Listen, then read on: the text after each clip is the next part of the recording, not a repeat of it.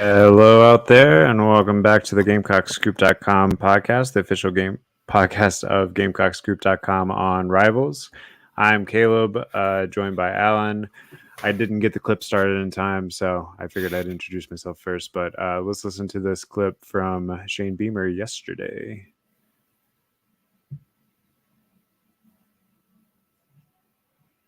After the game, I broke my foot on Saturday. So I'm just out there and say it and not have y'all speculating. And then after the game on Saturday in Missouri, you asked Tanner if he was okay with it, and he died laughing when I told him. So obviously, there's not a lot of empathy from him.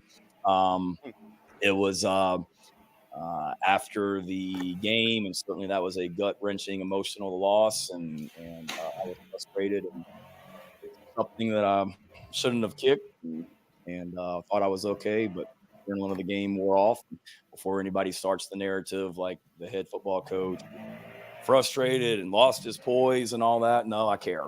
And I care about these kids. And I was really upset on Saturday night because I didn't do enough to help them get over the hump and win the football game. So don't think I have to have surgery, but there is a broken bone in my foot. It hurts like you know what, but I've got to show toughness and fight through it. Been one of the All right, so that was Shane Beamer yesterday. I guess someone had noticed that he kind of like limped into the press room and asked him if he needed to be added to the injury report.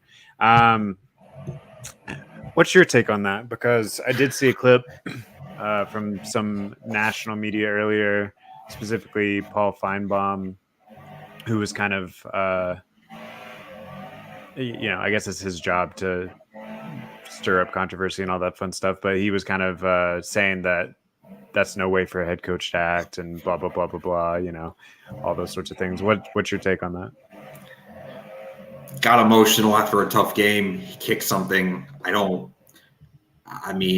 would say that's probably not an appropriate way to act in public or on a sideline or kicking something in front of a ref or something. But I don't know. It doesn't change a lot. I don't know. This is a 2-4 football team, and we're here to talk about a 2-4 football team. I don't think if they were 4-2, I'd have a different take on it. I think it's just kind of one of those football coach things. It's kind of funny. I mean, he said Ray Tanner was laughing about it. I also kind of, it's like, oh, I think that's about how everybody around here is feeling right now. Is kind of my first thought.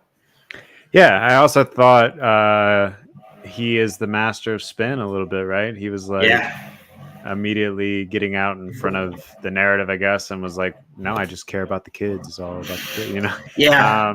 Which I'm not saying he's not genuine. I do believe that he's a very passionate guy and does care very much about I think when they're playing this whole like family and welcome home sort of idea with recruiting and with the student athletes that are on campus, I do think that that's coming from a genuine place. But at the same time, he never, this is something we've noted in the past, he pretty much never loses an opportunity to sell that brand, I guess. And so even in this scenario, that was something that stood out to me. Yeah, I mean, I can't say that I wouldn't have also kicked something after that game on Saturday night. So yeah, I guess I just come back to if they win Saturday at Mizzou, I'm not going to be like they won because Shane Beamer got angry last week. And if they lose, I'm not going to be like they lost because Shane Beamer is too emotional. Like that just doesn't go either way. Like there's a football game between the lines. And I know it's a national media's job to make stuff out of that, but I don't think I made nearly as much out of it as a lot of other people did. Yeah, slow media day on the SEC network, I guess. Yeah. So I guess that does kind of transition us into an interesting point, though.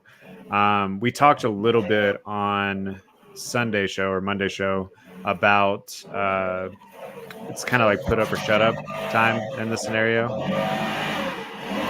have like a car revving in your... Yeah, I don't know what that is behind me. Oh, there we go. I don't know what happened. But it's all right. Anyway, but we talked on Monday's show that there was a little bit of a back against the wall and attitude adjustment. Maybe not even attitude adjustment, but there's definitely a moment here where it's a gut punch, and are you going to respond? And it sounds like there is at least some emotional motivation there coming there from Beamer. We also heard from several players in the individual press conferences this week about it being a really fiery day of practice yesterday. And so it does sound like, mindset wise at least, there is more of a revenge narrative, I guess, than a lay down and let the season get away from you narrative, at least mindset wise. I don't know about revenge per se. I guess you could say there's a revenge thing. I don't know what's going on outside. Sorry. I think there's embarrassment, honestly, after what happened last week, the way that game ended defensively. You give up 41 points at home in a game you felt like you should have won. I think everyone in that room feels like they're better. I think especially kind of those corners, those safeties. We talked about that on the Monday show. I think everybody just kind of feels like they should be better than they are right now. And there's whether it's revenge, whether it's anger, whether it's whatever, I think everybody just kind of thinks it needs to be better and knows they have more in them than they've shown through 6 games. All right, so let's start to look at whether or not we think that is something that can get corrected on the road in Missouri this week. Like we said on Monday, this is a game that you've lost for 4 straight years in a row. Missouri is obviously off to is it their best start under Drinkwitz? Probably, right? It would have to be at 6-1, yeah. We were talking before the game about some of the things that they do well. They have an electric athlete in Luther Burden who works really well in space. They've done a good job of getting him the ball in space and letting him hurt people that way. Defensively, they've already racked up 19 sacks on the season. That's definitely one of their strong points. They've also won the turnover battle throughout the season. I don't have the exact number, but they've thrown like 4 interceptions. Brady Cook's good with the ball. Yep. And I believe they have a DB that has 4 interceptions as an individual. Definitely. Yeah, so they've sort of won that battle throughout the season so far. So I guess looking at the way that this matchup breaks down, where do you feel like South Carolina might have an advantage? Or are they going to have to kind of flip the script on some of the narratives that we've seen thus far? I do think it starts with flipping the script. I think you talk about Mizzou, you're talking about Luther Burden, you're talking about the guy who I believe is second in the country in receiving yards right now. That is where it starts and ends. Look, when the chips are down, the secondary, these corners are going to have to make more plays than they did last week, are going to have to find a way to set, not just against Burden, but Theo Weiss is good. They can use Cody Schrader out of the backfield in the passing game too. He's questionable for Saturday, but if he plays, they're running back. I do think it starts there, but also if you feel like there is an advantage, maybe not advantage, but your offensive line, I think you feel pretty good about that right now. Maybe the best you have all year, just between what you saw after the bye week, the changes, Trey Jones, kind of the pin and pull stuff we talked about Monday, kind of getting your running game going a little bit with Anderson. Dowell Loggins said today that was the best the offensive line has played all year, and also the best it's gelled all year. I feel like I don't want to say you're going to get a running game going, but you feel better about your balance on offense right now than you have in a while. And that always gives you a chance to put up points. Yeah. Mario Anderson definitely played his most complete game this past weekend. Like you said, the offensive line played their most complete game as a unit this past weekend. And I do think you probably have your best alignment in the one that they went with on Saturday. We've already seen that Loggins does a pretty good job of drawing up plays to get the ball out of Rattler's hands pretty quickly as well. Although it's funny to say that, even though they have 2 games, I guess, where they have 9 sacks. But even despite that, I think for the most part, the scheme has been pretty kind to working around some of those offensive line deficiencies. So I think we probably, in every game thus far and throughout the rest of the season, feel okay about South Carolina's chances of putting up points. The real question is going to be, can you clean up some of those missed tackle issues? Because we definitely have seen that Luther Burden and company are good in space. And if they make the first guy miss, they very quickly can be gone for a big play. And also defensively, can you get any pressure on Brady Cook, which is something that they really struggled last Saturday against Graham Mertz. And I would say Brady Cook's probably a little bit of an upgrade in the quarterback department. Yeah, he's definitely an upgrade mobility-wise, at least. He's going to be able to move a little bit more than Mertz did. Pressure is kind of the theme of the week here. Obviously, that's what started the whole domino effect with Shane Beamer on Saturday, talking about calling pressures and not running them. He clarified those comments a little bit, saying they just need to be a little bit more aggressive when they run pressures. Clayton White was talking today about how they need to do a better job of teaching technique on pressures. I think the bottom line is when you call a pressure, it's got to get home. It's got to make the quarterback feel it, especially when whether we know it's more talented or not, or we think it can be better. Your secondary is struggling right now. You got to get home there. But let me ask you this. Is that the way to go Saturday? Is pressuring the quarterback and putting receivers on islands against this Mizzou group, is that the best way to go about this? Because I'm not sure if it is. I mean, obviously you can't call zero pressures in 70, 80 snap game, but in general, is that the way to do this? Yeah, so let's look a little bit at the rushing numbers. Generally, Missouri, that's been something that they've leaned on in the past, but so far this year, they're kind of average running the ball. They're averaging 4 yards an attempt, about 138 yards a game. Obviously, that's not bad by any stretch, especially if you compare it to, say, South Carolina's first 4 games of the season or something.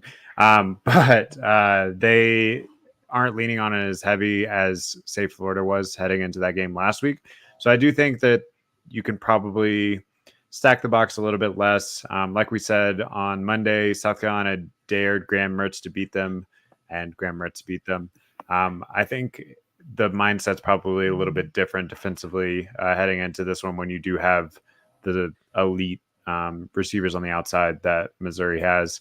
I mean, Florida obviously had Pearsall, but we talked about last week that even he is not like a game breaker sort of receiver, right? He's just going to be reliable for you, and was every time that there was a 3rd and long or whatever. So yeah, I do think that the mindset's probably going to be a little bit differently. We're probably going to see a little bit more zone and some over the top protection from those safeties instead of leaving those corners on an island like we saw last week. Would you bracket / double Luther Burden? Just starting there. I understand Mizzou has other playmakers who can beat you, and you got to trust your D tackles, especially enough to hold up in maybe a lighter box if Mizzou can run into it, your linebackers. But would you just say Luther Burden's not beating us and kind of do what Tennessee did against Leggett 3 weeks ago now?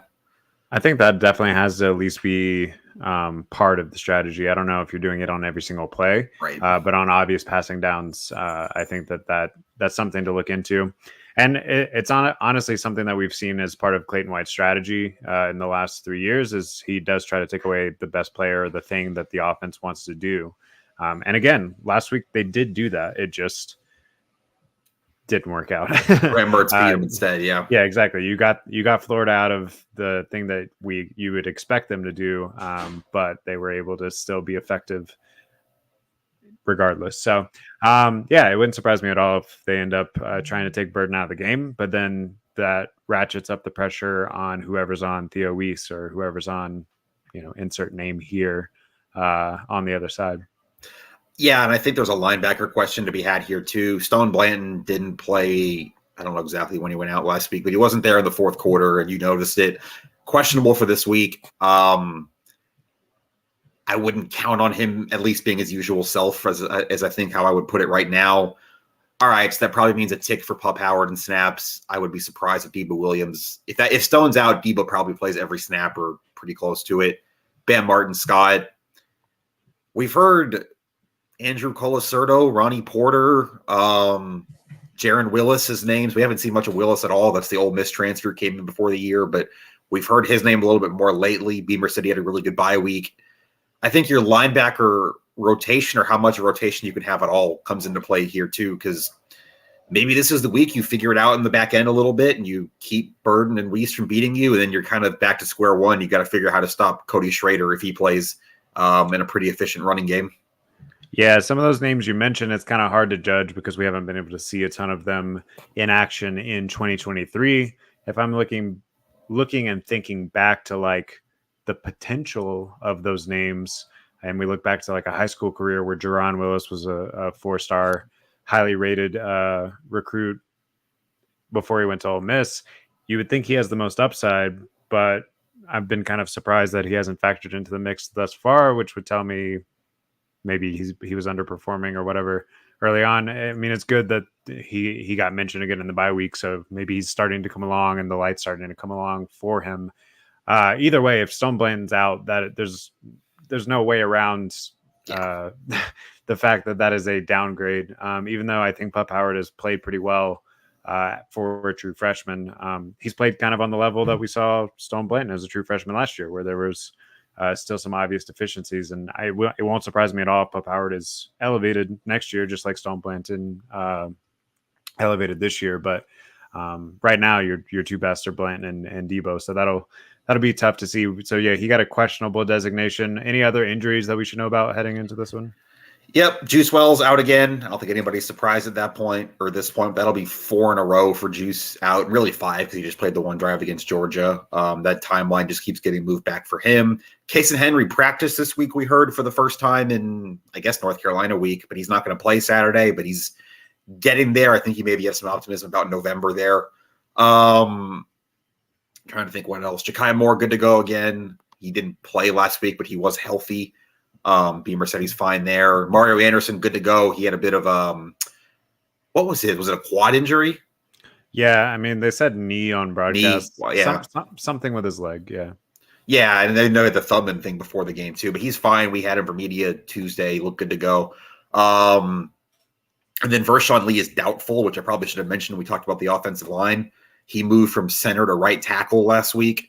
And Sidney Fugar had his right tackle reps in the second half after Lee got hurt. I'm not expecting Vershawn Lee to play Saturday, but also Sidney Fugar looked better last week. I don't have the PFF grade in front of me or anything, but you were still able to move the ball, get a running game going, kind of do what you need to do. He scored 16 points in the second half, which, I mean, no one's throwing you a party over 16 points and a half, but that wasn't debilitating without Vershawn Lee in there. You'd rather have him, but I think you still maybe feel okay about what you can do with Fugar at right tackle.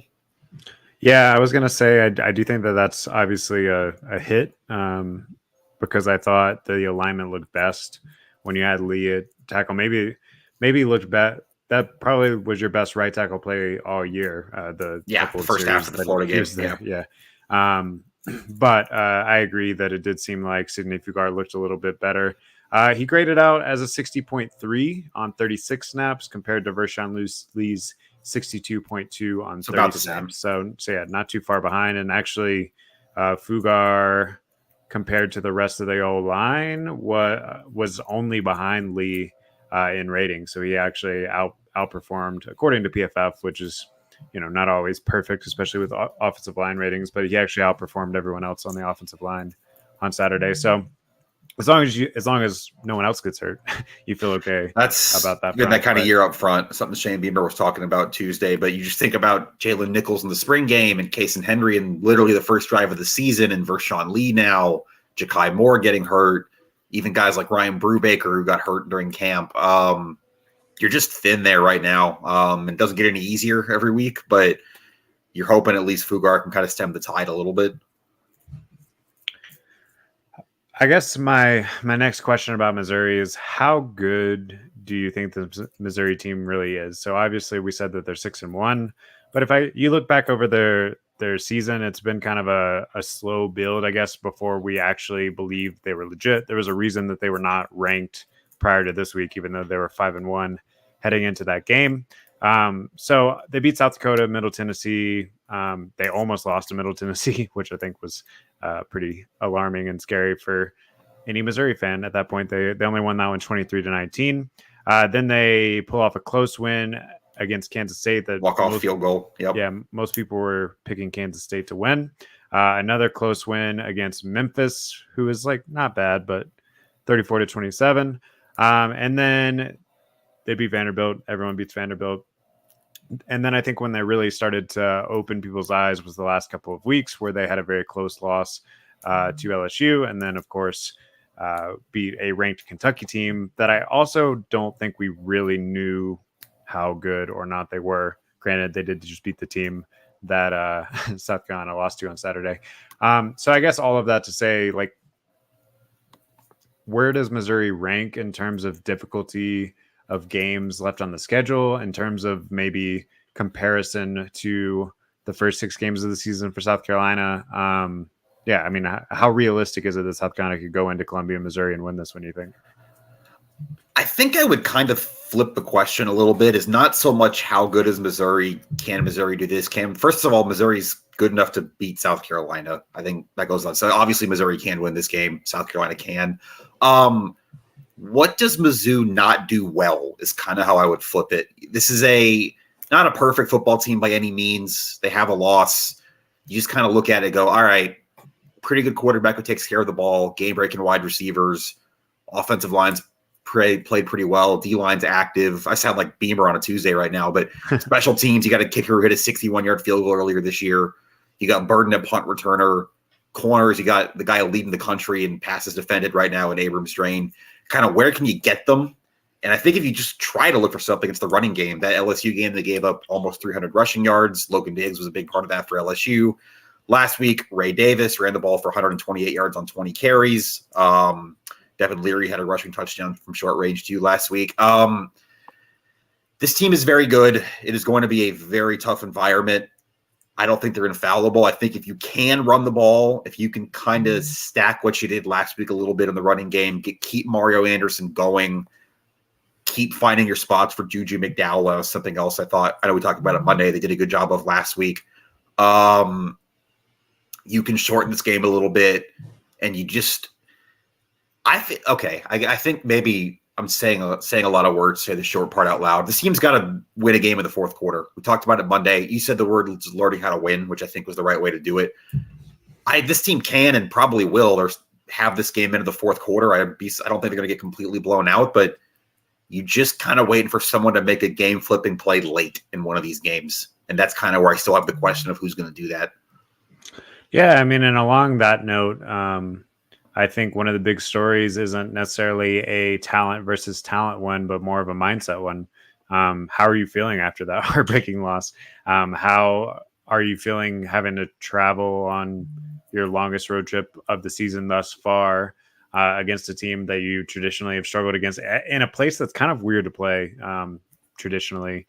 I don't know if it's just because the angle on TV looks so weird, but it always just feels like a weird vibe at Missouri. So, really, are you just going to come out and compete and punch them in the mouth first and early? Because I think this is a situation where if Missouri were to hop out to an early lead, it could get pretty sketchy pretty fast based on just the way last week went and the general precipice that things seem to be sitting on right now. I believe you called them on the edge of the cliff on Monday. Yeah, I think there's kind of the example I would use maybe is the Arkansas game last year. Obviously, that's a completely different circumstance. You're 1-0 in week 2. But you go down 21-3 early, you can't get stops, and the game's over at that point. You can fight back a little bit. I definitely don't question this team's fight or think they're going to go in and just lay down on Saturday. But you get down 21-3 quick, and there's here we go again, and they lost that game. It was at 44-30. I think that's a very legitimate concern that, yes, we do need to see this team win a game in the fourth quarter, make that big stop, go on that late drive, but you got to get the game there. And this is a Missouri team obviously capable of explosive plays. We haven't even talked about the red zone yet, but they're 30 for 31 scoring points in the red zone this year. It's one of the best in the country, obviously, at that clip. So if Mizzou gets down there, they're usually going to score. You got to stay in this game long enough to seal it, I think, is kind of the mindset. Another storyline here, I think that is both for this game, but also for the season at large, starting to see some freshmen get more and more involved. Notably, Nick Harbor came up a lot in the media availability throughout the week this week. Last week, obviously, he had one pretty big catch. We talked about how he's still developing the fullness of his route tree. Any takeaways, I guess, from the way that Dowell Loggins talked about him today? We got to speak with Harbor himself yesterday about how he's coming along at this halfway point of the season. Obviously, had some pretty big expectations as the highest rated recruit of the Shane Beamer era thus far, highest rated recruit of the 2023 class. And it sounds like, I don't know, he's sort of on track as long as you were realistic about what that track was. You said it right there. I thought what Dowell Logan said today was perfect, and I'd encourage you to go back and watch it if you haven't. He said Nick Harbour knows where he is. He understands what the expectations were. He understands his own game. He understands where he is in what are we in now? Week 8 compared to week 1. And he understands he still has a lot of work to do, but he knows kind of what he has, the talent he has, and where that's kind of going in the future. I think that's about it, though. He stayed on course, right? I think a lot of people were frustrated. Why is he not getting the ball more? Why is he not playing more? You recruit a 5-star, he's not playing. I think they've taken a very methodical approach to trying to develop Nick Harbour into what they think he can be. And he's earned the reps right now at wide receiver. I think it was 29 snaps last week against Florida. And even just the threat of him on the field is still something for defenses to account for, just the speed and the body frame going down the field. Yeah, I still stand by what I've been saying. You got to take a shot to him at least once or twice a game. You just don't have very many 6'6" guys out there that can run a 4.3. You certainly don't have very many DBs that can match up with that guy in a one-on-one battle. Now, I do think he's still learning how to use his body and all those sorts of things. But one thing I did notice on his catch last week, he didn't necessarily high point it. He caught it in his chest, but he did box out a much smaller DB to get in front of that ball. So, yeah, I mean, as long as he knows how to use that frame, I think good things will happen. Any other, I guess, coordinator or player takeaways? I did notice that Clayton White didn't speak very long. Maybe for the best, considering how the defense played on Saturday. I know that there's been some rumblings on message boards and on Twitter putting a lot of the blame on Saturday at his feet. I guess, what were the vibes of his media availability today? Does it feel like he's resilient and ready to get back out there and show what the defense can do? Or I don't know, maybe that didn't come across at all, but that came across. But I also think, I don't want to use the word anxiety. I don't want to put words in Clayton's mouth. I think there's just a very clear understanding that this is not good enough. This is not what anybody can accept. He used the word, I think he used the word unacceptable, talking about the last 5 minutes of the game, and just that's not a standard for any football team, let alone this one, the expectations in our building. I think he understands. I mean, obviously he knows as well as anybody that something's got to come around here. You can't be giving up 40 points a game every week the rest of the year, even every SEC game the rest of the year, and feel good about it. It was a lot more about just technique, about coaching, about putting guys in the right positions. I talked about that with the pressures again. I think that's all well and good to say. I'm not sure how much you can change on that week 7 to week 8. I think that's got to be more of an off-season, a fall camp thing, a spring ball thing, than maybe you have 6 days to turn around, which you did last week before you go on another road game. I think that's kind of where I would put it mainly. Is just how much can you really fix in a week? I will say I called last week's performance the worst defensive effort of the Shane Beamer era. And by effort, I don't mean like people weren't trying. Right. It was the worst performance. How about that? And I think in order for it to culminate that way, that means several people had some of the worst games of their career thus far, which isn't going to happen every single week. So even though I was pretty down about the way the defense performed on Saturday, I think it's possible that was the low point of the season, and that there are plenty of talented players at pretty much every level of this defense. And there is some upside if they can put it all together. And the upside doesn't even have to be that high because the offense has been playing pretty well throughout the year. You just have to make more stops and get off the field in those key spots, which you were clearly unable to do last week. Yeah, I think you said it right there. I used the term rock bottom on Saturday in what I wrote, and I think I don't want to say it can't get worse because it's football. We all know that anything can get worse. Luther Burden's on the other side on Saturday, but I'll knock on wood for you. I don't want to say that, but I do think there is a certain element of, I think we all know these guys are a little bit better than this. We all watched Nicky Manwuri, DQ Smith, Marcellus Dial, Donald Fortune, David Spalding last year. Like, it's not like you turn this whole room over and you guys are trying to figure out how to play together. And you were literally a couple plays away at several points on Saturday to where there might have been questions afterwards, but there isn't the level of gloom and doom that there has been this past week. There's a Donald Fortune near interception that would have ended the game. There's 3 4th downs that would have ended the game. Obviously, you didn't make those plays. That's why we're here. But I think it's the old adage: nothing's as bad as your worst week seems, and nothing's as good as your best week seems. Yep, I think that's probably a good way to put it. I think you're still waiting for that best week for this defense, because even Georgia week, you could say they played pretty well. They hung in there, but they got worn down in the second half. You're still waiting for that kind of complete. I'm kind of thinking about Kentucky last year. I know they're facing a backup quarterback, but they just completely shut down Kentucky's passing game, Kentucky's offense pretty much that whole night. Certainly wouldn't say you shut down. Actually, I was going to say you didn't shut them down, but you think about that Clemson game last year. You gave up 30 points, although I believe Clemson had a pick 6 early. I wouldn't say you played well. I wouldn't say you were perfect against Clemson, but you took your punches. You bowed up in the red zone. You kept your offense in the game long enough where, hey, if you guys can score 30 points, 31 in that case, you can win. I think that's maybe your blueprint right now if you're just trying to find a path for this defense. Just can you keep this in the game long enough for the offense to win it? And yes, the offense still has to steal it. We've talked about that on Monday on that last drive of the game, the last drive of the first half. But maybe that Clemson game last year is a little bit of a blueprint for what this needs to look like. Yeah, I think I can agree with that. All right, let's lock in those predictions. I mean, you still have time to write your story for Friday night, so I guess you can change it a little bit. But how are you feeling out on Wednesday of this week for the final score and what you're going to predict? Saying it Wednesday, 31-24 Mizzou. It's one of those things where right now I can't give South Carolina the benefit of the doubt till they go out and win one of these games.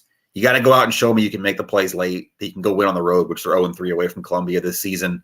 That you can kind of do all the things we've talked about them being capable of doing.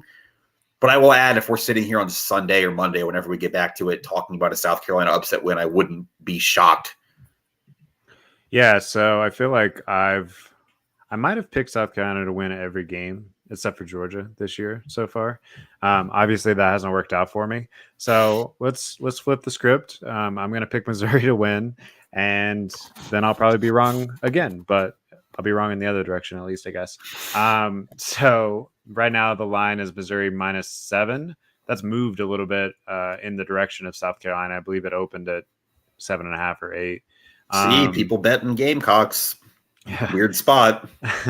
I think that line sounds pretty close. Let's say like 27-22. We're going to have something weird happen. 27-22, Missouri over South Carolina. You say something weird there in a Missouri win. Is there any way South Carolina wins this game and there's not something weird? Well, I have them losing, but I think there's going to be weirdness. No, I know. But like, if there's weird, it's South Carolina, Missouri. We're at 10 years on the Mizzou miracle this week. Maybe this is the week. You very old just now. Maybe this is the week you finally block a punt. Maybe you flip a game that way. Brady Cook takes care of the ball well, but maybe you can get a turnover somewhere there. It feels like the kind of game this team would win when everybody's more down on them than people have been in probably any point in the Shane Beamer era. That doesn't mean I'm going to pick it, but it does feel like one of those weird South Carolina wins. No, I absolutely agree that if things are going to continue kind of on the trajectory that they have throughout the Beamer era, where everyone's down and counting them out, and then they play the best game of the season thus far, this feels like a good spot for it. And that wouldn't shock me one bit. All right, let's look around the country just a little bit. Actually, before we do that, let's talk a little bit more South Carolina. So women's basketball preseason polls just came out. I believe South Carolina was ranked number 6. Does that sound right? We will have plenty more coverage on that. I think, hopefully, 99.5% sure. Alan is going to go to Paris to cover South Carolina versus Notre Dame. Top 10 matchup. That's going to be a really cool experience. So, yeah, got basketball right around the corner. The men's team, SEC Media Days, is this week. the men were picked last in the SEC. Yeah, Lamont talked about that today. I was just say I did see that he said he didn't see how they would be picked last, or he didn't see them finishing last, or something like that. I actually tend to agree with that. You have most of your contributors coming back. Plus, I think made some pretty savvy moves in the portal this offseason. So I don't know. I personally picked them more at like 10, 11 sort of range than 14th. But we'll talk way more basketball probably next week as we're getting really Getting close into it, yeah. to that season. For what it's worth, your pick last year finished last. You finished 12th in the league, so you beat that by 2 spots. Right. And I think pretty much inarguably your team should be better this year than last year. Now, maybe everyone else in the SEC elevates It's too. a deep league this year. That'd be my one concern. It's an eight bid tournament league, maybe, honestly. Yeah. So it's definitely gonna be tough. It's an uphill battle. You do not have a Gigi Jackson or anyone in that ballpark, I guess, as far as an individual player goes. But I also want to remind people that there was that period where Gigi Jackson was having whatever attitude adjustment that he needed last year. That the team played pretty well without him on the floor, and it wouldn't surprise me if overall the team is better, despite not having maybe the upside that of an individual like they had with Gigi. Anyway, we'll talk more basketball a little bit later. Let's talk about some national football games. I haven't filled out my picks yet this week, but you have, and I'll just make some on the fly right here. We don't have to do every single one of these, but let's talk about some of the big ones. So obviously, probably the game of the week. Penn State is at Ohio State. Ohio State is favored by -4.5 right now. How are you feeling about that? I'm hedging my bets by picking Ohio State to win, but not cover. I'm not trusting James Franklin in a big game spot, and I'm also not trusting this version of Ohio State right now. Just kind of what I've seen from them, some of the struggles on offense. Obviously, someone's got to win the game. I'd take Ohio State at home, maybe by like a field goal. But if Penn State's ever going to do this thing, the time is like now. This is a pretty vulnerable Ohio State team, I think. Yeah, I think that sounds about right. I think I'm going to pick Penn State just because I think, like you said, Ohio State hasn't looked nearly as dominant this year as they have in the past. And this is one of James Franklin's best teams at Penn State. So we'll see. Like, it's tough with the primetime narrative because also so many of those games have been against like some of the best teams over the last decade. So, this one isn't. We'll see how that plays out. Tennessee and Bama. We got the rematch Saturday. Yep. So that is Bama -9.5 at home versus Tennessee. Obviously, Tennessee won that one last year in their coming out party that kind of elevated them to the top of the country before South Carolina had their moment against them. How are you feeling about that one playing out? That line seems way too big for me. But it feels like too many points, but also you're walking into a trap. It's on the other side of 10, so you're getting the key number there if you wanted to bet Alabama.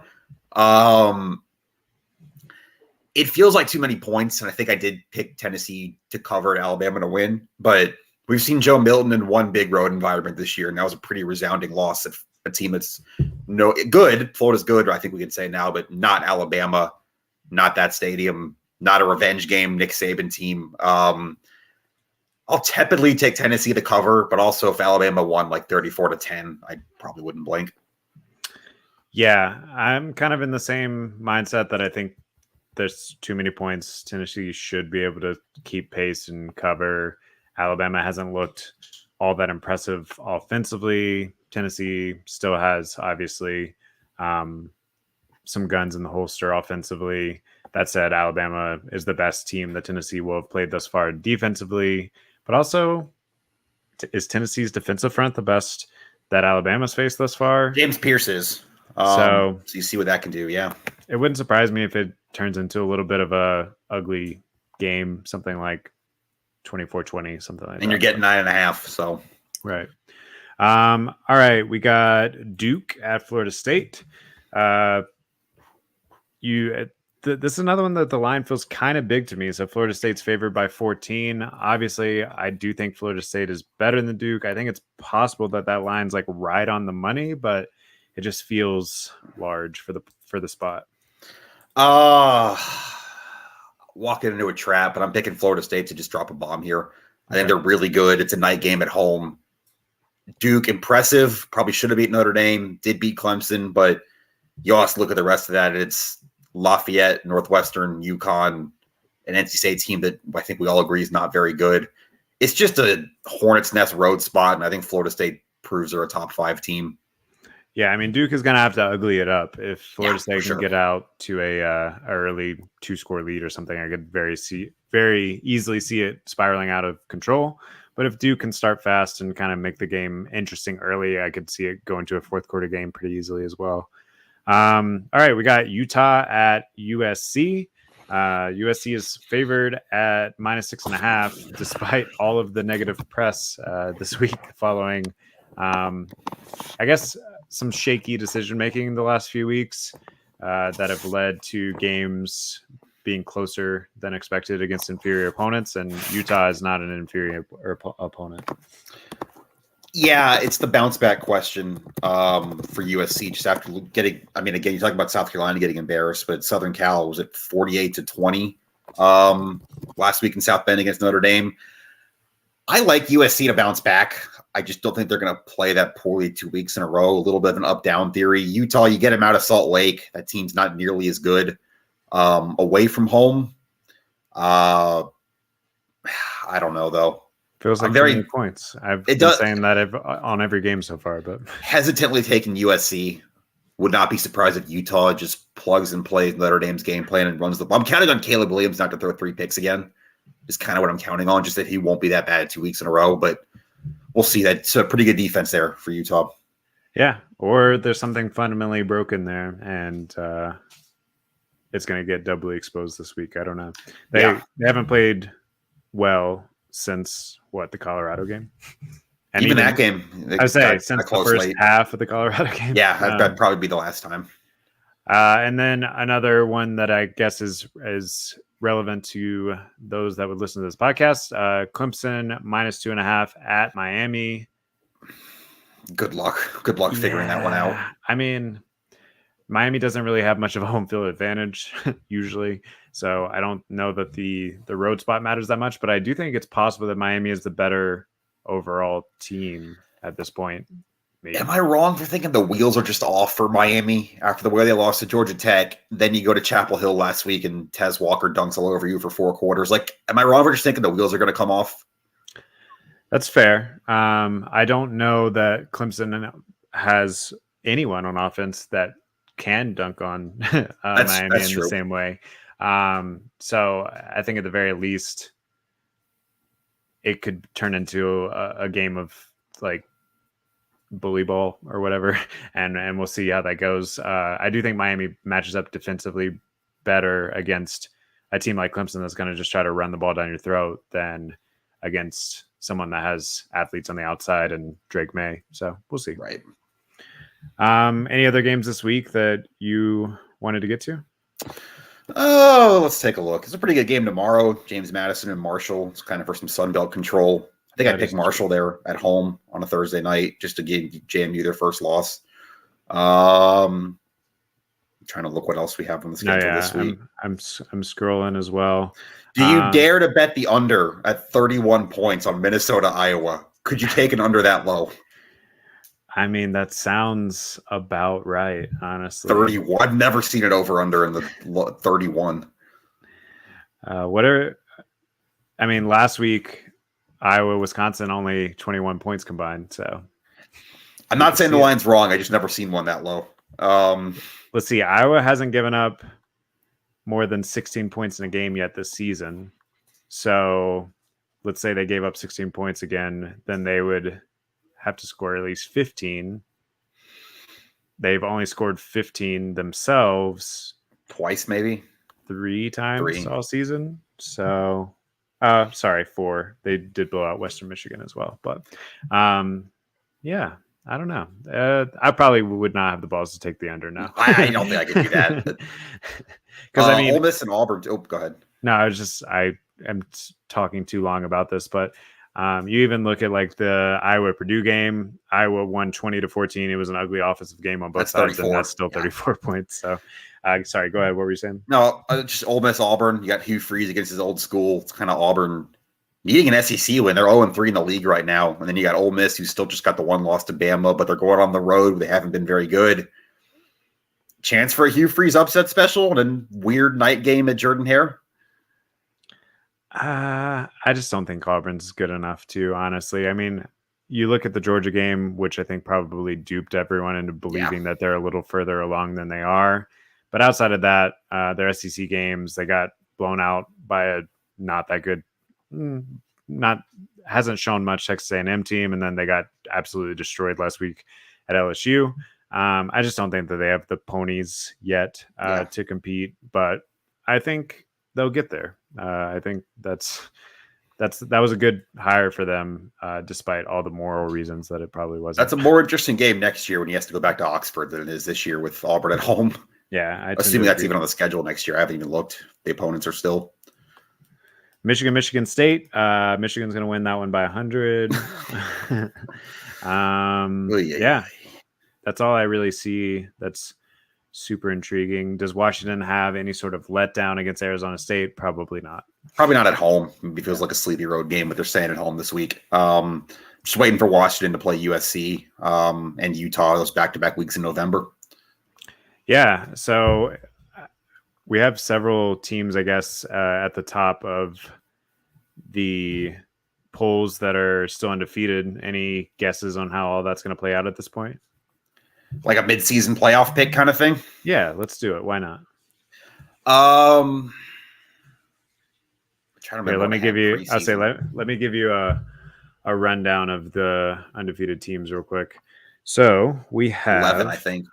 Georgia, Michigan, Ohio State, Florida State, Washington, Oklahoma, Penn State, North Carolina, Air Force. Those are the undefeated James teams. Madison. Are they? Are they not in the top 25 still?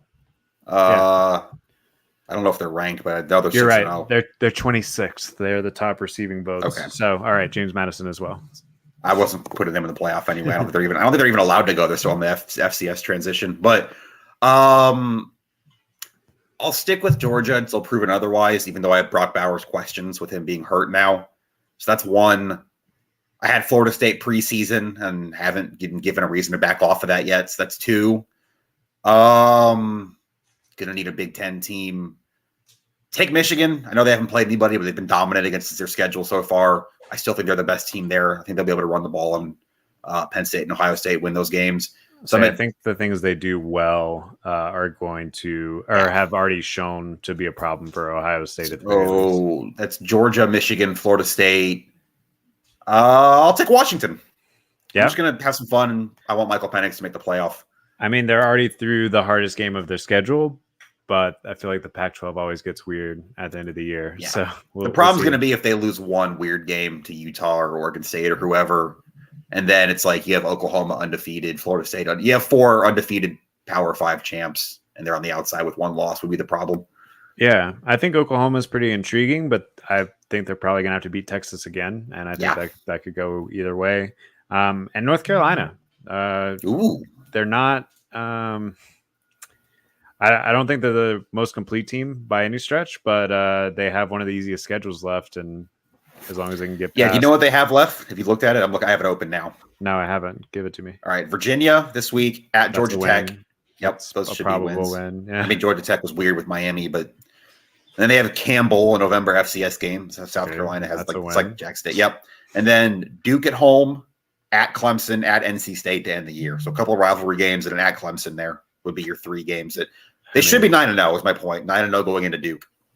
I think that Duke Clemson stretch is your season for sure.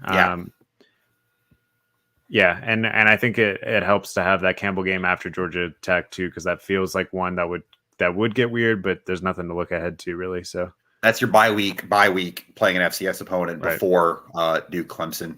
And you get the Duke game at home. It's just the at Clemson would probably, even though Clemson's down, would still be a tough environment, obviously. And the game you got to find a way to win. The thing is, I think if you have 5 undefeated teams and North Carolina's the 5th, they're the probably ones that are works out. So Yeah. that'll be interesting to see how that plays out. All right.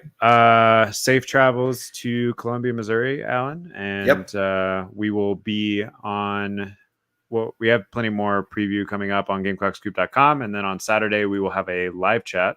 It's been pretty fun to run those so far. So if you haven't checked that out yet, do that on Saturday around noon or so, noon Eastern. We'll start to get that fired up. And then we'll be back here on Sunday or Monday to review how everything went. Hopefully no more broken foot on Gatorade. I'll do my best. Yeah. Until then, this has been the GamecockScoop.com. My computer just froze up, so we're just gonna have some extra minutes here at the end. Do you need me to log off? Like, Yeah, let's try that. if we just close the tab, it shouldn't be live. Oh.